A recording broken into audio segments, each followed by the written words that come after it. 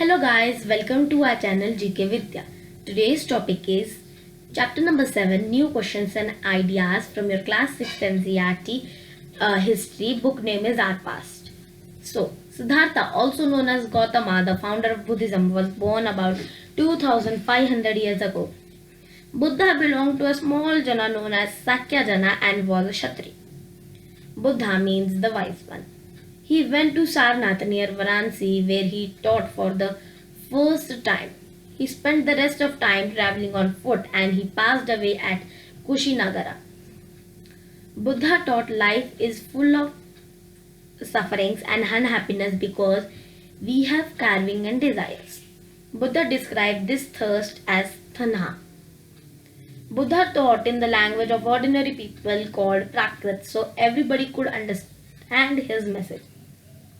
And one more reason for the Buddha to teach in Prakrit was that Vedas, which were very important at that time, were written in Sanskrit, and ordinary people were used to study Prakrit, so they were not able to understand Vedas. So Buddha gave his speeches in Prakrit so that the people could understand his words properly. Upanishads. Approaching and sitting near, and the text contains the conversation between teachers and students. Or we can also say that Upanishads were the simplified Vedas, means what the main point or the questions which were troubling the people at that time was the answer was took from the Vedas and written in the Upanishads. Most Upanishads thinkers were Brahmin or Rajas. There is also a mention of women thinkers such as Gargi, who was famous for her learning and participated in debates held in royal court. Poor people were exempted from the discussions. One exemption was Satyakama Jabala, who was named after his mother Jabali. His Brahmin teacher was Gautama. Many of ideas of the Upanishads were later developed by the famous thinker Shankaracharya. Panini. He prepared grammar for Sanskrit. Around 3000 rules were framed by him. So, at the time of Buddha, there were many questions like what's the meaning of life? So Buddha also wanted the meaning of life and he searched it everywhere, and later when people started studying Vedas and started writing Upanishads, they found that the meaning of life is in the game of samsara. And what does the game samsara mean? Samsara means you can say it as your video game. Samsara is a video game in which the points are known as karma. And if you do good work, you will get plus points, and if you do bad work, you will get minus points. So, suppose a person is in Shudra and he did very good work in his Shudra's life.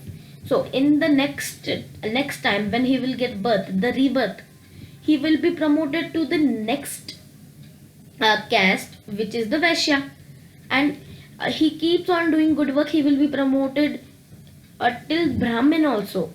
But whenever he does the bad work, his points will be minus and he will come to the lower caste again. And then people thought this was a great idea and they started doing good work. But they thought how a person can do only good work, not the bad work. So people now also started, how can we escape from the game of samsara? Then the priest, at that time when people got the question how to escape from samsara, then the priest searched the answers in the Vedas, in the Upanishads, and studied them very deeply. And then they concluded that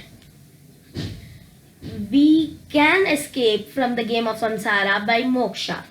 And moksha can be derived by the formula A equal to B. Its meaning is Atman equal to Brahman. People liked this formula very much, and then they wanted the answer that how we can get Atman or the Brahman. Then some of them concluded that Brahman can be get by uh, realizing the universal soul, and which was hidden by the Maya, which we see around the nature. It was hidden by the Maya. So now the Gautama Buddha or the Buddha searched how I can get Brahman, matlab Brahmin. So then he when that at that time the people got many ways. Some of them said that by doing yoga we can get Brahman, or by doing or by giving hurt to us we can get the Brahman. Buddha tried both of them, but none of his attempt was passed. As Buddha was a positive person, he gave a third attempt, and at that time he didn't followed anyone's rule, and went into a deep meditation. And after that he found the Brahman, and he also taught people how did I get Brahman and how you will get Brahman, and you can escape from the game of samsara by getting moksha. Then Jainism. Most famous thinker of Jain is were the Vardhmana Mahavira about 2500 years ago. He was a Kshatriya prince of Lichavis, a group that was part of Baji Sangha.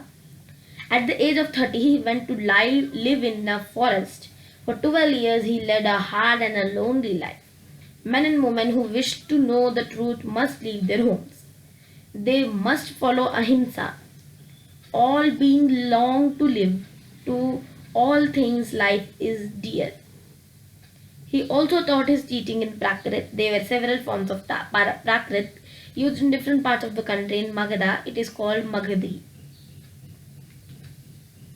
Teachings of Mahavira and his followers were available at the place called Vallabhi in Gujarat. The word Jaina comes from the term Jina, means conquer. Sangha, arranged for the people who left their homes. Rules made by the Buddhist Sangha were written down in a book called Vinaya Pitaka. Men and women of the Sanghas went to cities and villages to beg for food during fixed hours known as bhikkhus or bhikkhunis. Monasteries. Monks and nuns felt the need for a more permanent shelter, and so monasteries were built. They were known as viharas. System of ashrams. Four ashrams. Brahmacharya, Grihastha, Vanaprastha and Sannyasa.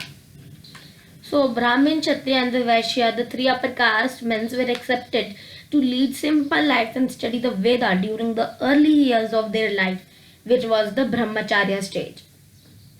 Then they had to marry and live as a householders, the Grihastha. Then they had to live in the forest and meditate, the Vanaprastha. Finally, they had to give up everything and become sannyasins, which was the sannyasa. Zoroaster was an Iranian prophet. His teaching was contained in the book called Avesta. Teaching of Zoroaster are good thoughts, good words. Some of the Zoroastrians migrated from Iran and settled in Gujarat and Maharashtra. They were the ancestors of today's Parsis. Thanks for watching our video. For more videos, subscribe our channel GK Vidya, and don't forget to like, share and comment.